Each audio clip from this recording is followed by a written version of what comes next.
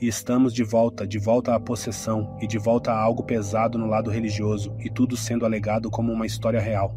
Desta vez, estamos olhando mais profundamente para as implicações legais do que acontece quando alguém é ferido ou até morre durante um exorcismo, autorizado ou não.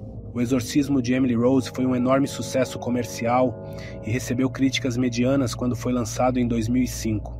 Agora, 2005 não foi um ano de destaque para o terror, mas este filme se destacou em meio a uma enxurrada de refilmagens, além de se diferenciar de quase tudo que foi lançado naquele ano. Enquanto o estúdio Asylum, conhecido por suas produções de baixo orçamento e qualidade duvidosa, lançaria sua versão da história real em 2011, e o filme alemão Requiem seria lançado no ano seguinte com aclamação muito maior, Emily Rose foi a primeira tentativa de contar a história de Anneliese Michel.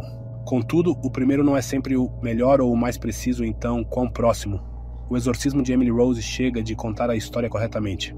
Certifique-se de ter um bom advogado enquanto descobrimos o que realmente aconteceu com o exorcismo de Rose. O Exorcismo de Emily Rose foi lançado pela Screen Gems e Sony Pictures em 9 de setembro de 2005. O filme teve um orçamento de 19 milhões, mas arrecadou impressionantes 145 milhões nas bilheterias. Embora a pontuação agregada para o filme não seja nada de especial, Roger Ebert deu-lhe 3 estrelas, considerando-o inteligente e intrigante. Embora tenha sido um sucesso razoável, o diretor ficou pessoalmente decepcionado, pois esperava que o filme fosse muito melhor nas bilheterias do que realmente foi. Esse diretor é agora um nome importante no terror, Scott Derrickson.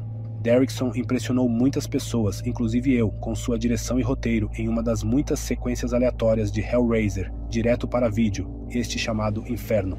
Após este filme, ele manteve o impulso com o clássico Sinister, o remake de O Dia em que a Terra Parou, Doutor Estranho e O Telefone Preto. O co-roteirista com Derrickson em Emily Rose é Paul Harris Boardman, que é meio que um parceiro de escrita de Derrickson, com créditos naquele filme mencionado de Hellraiser, assim como Livrai-nos do Mal, entre outros. O elenco é divertido e diversificado, com Tom Wilkinson, Laura Linney, Jennifer Carpenter e Campbell Scott nos papéis principais. É um drama de tribunal na maior parte do tempo, mas quando precisa inserir terror, o faz com um toque preciso e intencional. O falecido Wilkinson foi um excelente ator de personagens, com 2 indicações ao Oscar em mais de 130 papéis. Em termos de terror, ele nunca se encontrou em outro filme do gênero, possivelmente porque não era fã e via este filme mais como um drama de tribunal do que como um filme de terror, algo que acho que outros também concordariam. Laura Linney é uma atriz impressionante e incrível, com 3 indicações ao Oscar em sua carreira, e que também quase não tem filmes de terror em seu currículo, exceto o igualmente enigmático A Profecia do Mothman. Campbell Scott pode não ser um nome ou rosto que você reconheça imediatamente, mas ele tem uma voz distinta. Surpreendentemente, ele também não tem outros créditos no terror, além de uma participação em um episódio de Contos do Além e a narração de uma versão em audiobook de O Iluminado. Finalmente, temos Jennifer Carpenter, que foi recomendada por Laura Linney depois que elas fizeram uma peça juntas. Ela esteve em Dexter na TV, assim como no remake de Hack, Quarentena, mas também fez trabalhos de dublagem, como em alguns filmes de Mortal Kombat como Sonya Blade e no incrível jogo de terror O Mal Interior. O filme começa com alguns sons monstruosos ao fundo e o popular gancho "este filme é baseado em uma história real", que os filmes gostam de usar mesmo quando não tem nada a ver com uma história real. Então vemos uma fazenda com policiais, um legista e um padre, onde aparentemente foi cometido um crime. Esta é a residência dos Rose, e Emily morreu após um exorcismo que tentou ajudá-la, e o padre é preso por homicídio negligente da jovem. A equipe de acusação escolhe um homem religioso para liderar, e a defesa seleciona uma advogada agressiva e promissora interpretada por Linney. Se ela vencer, se tornará sócia do escritório, mas sob nenhuma circunstância ela pode permitir que seu cliente testemunhe. Ele não aceitará um acordo e quer contar a história de Emily Rose para que o mundo saiba. Em seguida, temos um pouco de história sobre a família e sobre Emily indo para a faculdade, onde aprendemos que toda a família é muito religiosa. A história contada sobre Emily Rose no filme é vagamente baseada na história de Anneliese Michel, da Alemanha, que também foi contada no livro de não-ficção O Exorcismo de Anneliese Michel, da autora Felicitas Goodman. Emily Rose no filme morreu aos 19 anos, enquanto era estudante universitária, enquanto Anneliese tinha 23 anos na época de sua morte. Uma das coisas que o filme acertou foi a vida familiar, com Anneliese sendo criada por uma família católica muito devota, embora ela tenha nascido na Alemanha, e é lá que os eventos reais ocorreram, enquanto o filme coloca a história nos Estados Unidos. Apesar da diferença de local, os membros da família também coincidem entre os eventos da vida real e a versão cinematográfica. Houve um julgamento sobre o qual falaremos mais tarde, mas na vida real foram 2 padres que realizaram o exorcismo, além dos pais que também foram levados a julgamento. Os pais foram defendidos por um dos advogados dos julgamentos de Nuremberg, enquanto os padres foram defendidos por pessoas contratadas pela igreja, e não por uma advogada promissora em busca de uma sociedade. O filme então se move para muitos dos bastidores com os advogados e o acordo de confissão antes de começar o julgamento.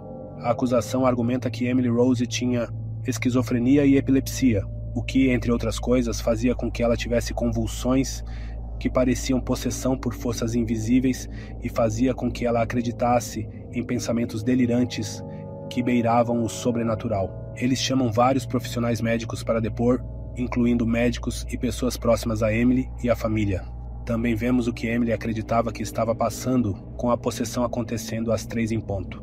A cada noite, os médicos que são chamados para testemunhar dizem que Emily pediu para parar de tomar sua medicação, e isso pode ter levado à continuidade de muitos dos problemas.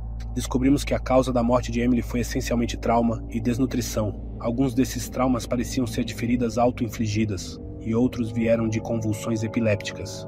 O consenso da acusação era de que Emily era tanto epiléptica quanto esquizofrênica, algo que o médico inventou por conta própria, mas que ainda não tem ampla aceitação no campo. Em 1970, Anneliese Michel estava sofrendo de convulsões e foi prescrita medicação projetada para ajudar, mas que também era usada no tratamento da esquizofrenia.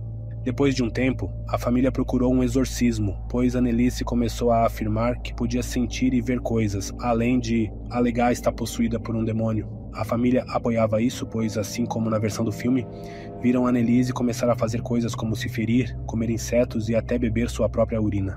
O exorcismo foi aprovado após a igreja afirmar que ela não parecia epiléptica e parecia mais como se estivesse possuída pelo diabo.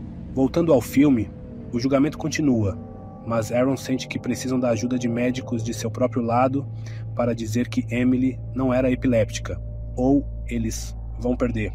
Temos mais relatos em primeira mão do padre Moore, da família de Emily, e do namorado dela sobre o que estava acontecendo durante o exorcismo e com Emily em geral, incluindo falar em línguas estrangeiras e agir de maneira muito estranha. O julgamento vai de um lado para o outro, e o médico que tratou de Emily em sua casa concorda em testemunhar, mas então é assombrado por algo e tenta fugir antes de morrer em um acidente de carro bizarro. Vemos Emily lutar com artefatos religiosos e dentro de solo sagrado, de acordo com os depoimentos de sua família, mas nos dizem que ela provavelmente aprendeu as línguas estrangeiras na escola e se feriu sozinha, fazendo parecer que tinha os estigmas. A família de Emily disse que viu os sinais dos estigmas aparecerem em seu corpo e que Emily própria disse que era doloroso estar dentro de uma igreja. Não houve testemunhas da defesa que morreram misteriosamente. Outra grande diferença é que no filme, Emily Rose para de tomar sua medicação porque queria enfrentar suas provações apenas com suas crenças, mas a verdadeira Anneliese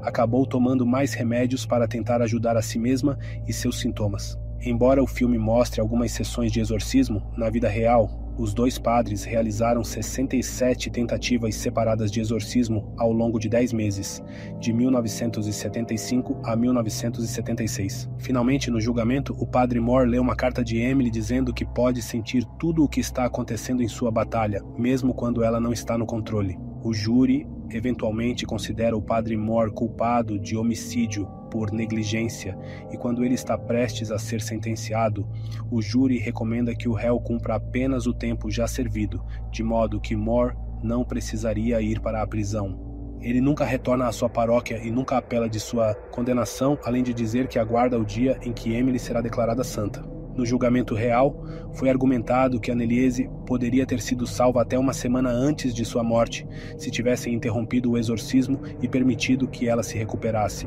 Ela morreu de desnutrição e pesava quase nada quando faleceu, assim como no filme. A igreja não quis testemunhar ou fazer disso algo grande na imprensa.